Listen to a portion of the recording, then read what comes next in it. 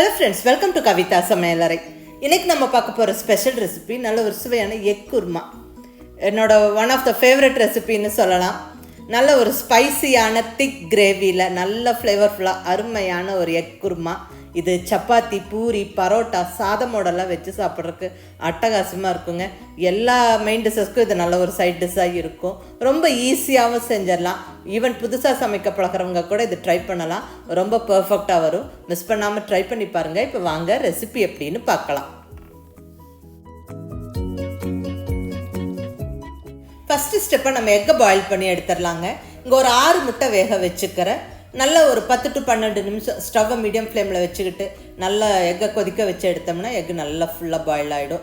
இப்போ அந்த டைம் கேப்பில் நம்ம நல்ல ஒரு மசாலாவை இதுக்கு ரெடி பண்ணிக்கலாம். இங்கே ஸ்டவ்வில் பேன் வச்சாச்சு. பேன் சூடானதுக்கப்புறம் நல்ல ஒரு துண்டு பட்டை, ஒரே ஒரு ஏலக்காய் ரொம்ப வேண்டாம், அந்த இனிப்பு வாசனை வந்துடும். 3 கிராம்பு, கூடவே 1 டீஸ்பூன் சோம்பு, 1 டீஸ்பூன் கசகசா சேர்த்துக்கோங்க.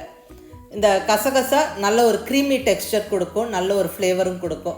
ஸோ முடிஞ்ச வரைக்கும் சேர்த்துக்கங்க. ஒரு சில கண்ட்ரீஸில் கிடைக்கிறது இல்லைங்கிறீங்க, அப்படி இல்லாதவங்க ஸ்கிப் பண்ணிக்கலாம்.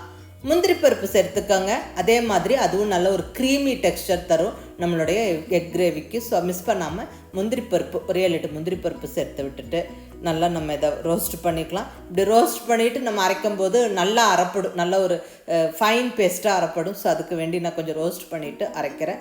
கூடவே 1 கப் அளவுக்கு தேங்காய் துருவலும் சேர்த்தாச்சு. ஒரு சின்ன கப் அளவுக்கு துருவின தேங்காய், நல்ல ஃப்ரெஷ்ஷான தேங்காய், ஒரு 5 to 6 ஸ்பூன் இருக்குங்க. அவ்வளோதான் தேங்காய் எடுத்துருக்கிறேன். இதை நல்லா வறுத்துருவோம். நல்ல ஒரு 2-3 நிமிஷம் நல்லா கொஞ்சம் பொறுமையாக வறுத்து கொடுப்போம். அதாவது கரிஞ்சிராமல் ஸ்டவ்வை மீடியம் ஃப்ளேமில் வச்சுக்கிட்டு வறுத்து விடுங்க. பாருங்கள், நல்லா ட்ரை ரோஸ்ட் ஆயிடுச்சு, நல்லா வறுப்பட்டுருச்சு. இப்போ இதை ஸ்டவ் ஆஃப் பண்ணி ஆற விட்டுட்டு மிக்ஸி ஜாரில் சேர்த்தாச்சு. இப்போ இதில் கொஞ்சமாக தண்ணி விட்டு நல்ல ஃபைன் பேஸ்ட்டாக அரைச்சிடணும். பாருங்கள், இந்த மாதிரி நல்ல ஃபைன் பேஸ்ட்டாக இந்த தேங்காய் மசாலாவை அரைச்சிருங்க. நல்ல கமகமன்னு வாசனையோட அருமையான தேங்காய் மசாலா இப்போ ரெடியாக இருக்குது. அடுத்தது நம்ம வேக வச்சிருந்த முட்டை இங்கே ரெடி ஆகிடுச்சு. ஸோ இந்த முட்டையில் மேலே தோல் எடுத்துடலாம். இப்போ முட்டை ரெடி. இப்போ அடுத்தது இந்த முட்டையை லைட்டாக உப்பு காரம் சேர்த்து நம்ம ரோஸ்ட் பண்ணி எடுத்துடலாங்க. இங்கே ஸ்டவ்வில் ஒரு பேன் வச்சு பேன் சூடானதுக்கப்புறம் 1 டீஸ்பூன் ஆயில் சேர்த்து விட்டு அதில் கொஞ்சமாக 1/4 டீஸ்பூன் மஞ்சள் பொடி, 1/2 டீஸ்பூன் மிளகாய் பொடி, கொஞ்சமாக ஒரு 1/2 டீஸ்பூன் உப்பு சேர்த்து விட்டு நல்லா அது கலந்துடலாம். இந்த மிளகாய் பொடி, மஞ்சள் பொடியெல்லாம் எண்ணெய் அதிகம் சூடாகாதுக்கு முன்னாடியே டக்குன்னு போட்டு விட்டுருங்க. இப்போ நம்ம வேக வச்சு ரெடியாக வச்சுருக்கிற முட்டைகளை சேர்த்து நல்லா கொஞ்சம் ரோஸ்ட் பண்ணி விட்டுருவோங்க. ஒரு 3-4 நிமிஷம் நல்லா வறுத்து எடுத்துருவோம். இப்படி கொஞ்சம் உப்பு காரம்லாம் சேர்த்து இந்த எக் அப்படியே நல்லா கொஞ்சம் ரோஸ்ட் பண்ணிவிட்டு நம்ம கிரேவியில் சேர்க்கும் போது அந்த டேஸ்ட் ரொம்ப நல்லாயிருக்கும், பார்க்கவும் ரொம்ப அழகாக இருக்கும். ஸோ அதை நீங்கள் மிஸ் பண்ணாமல் ட்ரை பண்ணி பாருங்கள். இப்போ நல்லா வறுத்தாச்சு, அவ்வளோதான். இதை எடுத்து வச்சுட்டு நம்ம இப்போ அடுத்த பேனை ஸ்டவ்வில் போடுறோம். கிரேவி தாளிச்சிடலாம்.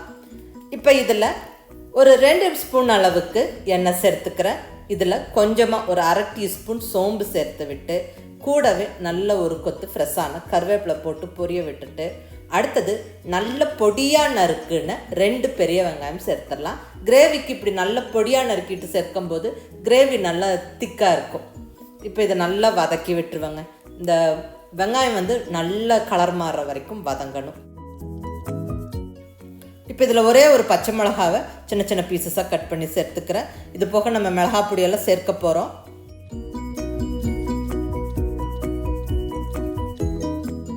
அடுத்தது நல்ல ஒரு 1 tablespoon ginger garlic paste. இஞ்சி பூண்டு விழுதோட பச்சை வாசனை போகிற வரைக்கும் நல்லா வதக்கிடணும்.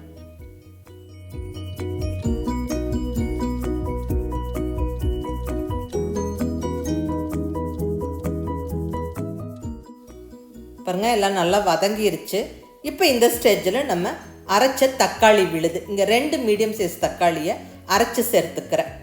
ஸோ கிரேவி நம்மளுக்கு நல்லா இருக்கும், திக்காக நல்லா க்ரீமியாக நல்லாயிருக்கும் இந்த மாதிரி அரைச்சி சேர்த்துக்கும் போது. தக்காளி நல்லா வதங்கி அந்த பச்சை வாசனை போய் அந்த எண்ணெய் பிரிஞ்சு வர ஸ்டேஜ் வந்ததுக்கப்புறமா இப்போ மசாலா பொடியெல்லாம் ஒவ்வொன்றா சேர்த்துடலாங்க. நல்ல ஒரு 2 டீஸ்பூன் அளவுக்கு மிளகாய் பொடி, 1 டேபிள் ஸ்பூன் கொத்தமல்லி பொடி, கொரியாண்டா பவுடர், 1/4 டீஸ்பூன் மஞ்சள் பொடி. நம்ம பட்டை, கிராம்பு, ஏலக்காயெல்லாம் நம்ம வறுத்து அரைச்சிட்டோம். ஸோ கரம் மசாலா நம்ம போட வேண்டியதில்லை, அந்த ஸ்பைசி ஃப்ளேவரே நம்மளுக்கு அந்த தேங்காய் மசாலா ஊற்றும் போது கிடச்சிரும். இப்போ நல்லா அதை வதக்கி விட்டுட்டு இப்போ இந்த அரைச்ச தேங்காய் மசாலா விழுதை சேர்த்து விட்டுறலாம். தேவையான அளவு தண்ணி விட்டுக்கலாம். நான் இப்போ மிக்ஸி அலசி ஊற்றியாச்சு. இதை நல்லா கலந்து விட்டுருவேங்க. உங்களுக்கு கிரேவி எந்த அளவுக்கு லூஸாக வேணுமோ அதுக்கு தகுந்த மாதிரி தண்ணி விட்டுக்கோங்க. நான் இங்கே சப்பாத்திக்கு கொஞ்சம் திக்கான கிரேவி செய்கிறேன். ஸோ நான் இன்னும் கொஞ்சம் மட்டுமே தண்ணி சேர்த்துக்கிறேன். நல்லா கலந்து விட்டுட்டு நம்ம தேவையான அளவு உப்பு சேர்த்துடலாம்.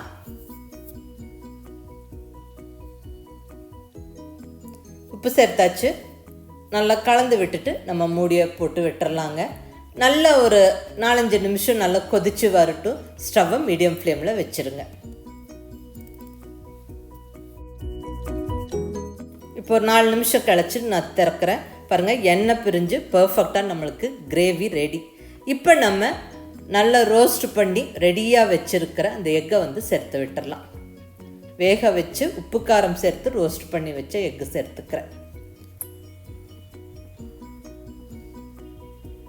ரொம்ப கலந்து விட வேண்டாம். அதுக்கப்புறம் ஜஸ்ட் இப்படி முட்டைகளை வச்சு விட்டுட்டு எகைன் நம்ம ஒரு நிமிஷம் மட்டுமே கொதிக்க விட்டு ஸ்டவ்வை ஆஃப் பண்ணிடலாம்.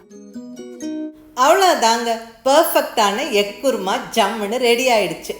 இப்போ ஒரு கைப்பிடி பொடியான இருக்கிற கொத்தமல்லி இலையை தூவி விட்டு ஸ்டவ்வை ஆஃப் பண்ணிடலாம்.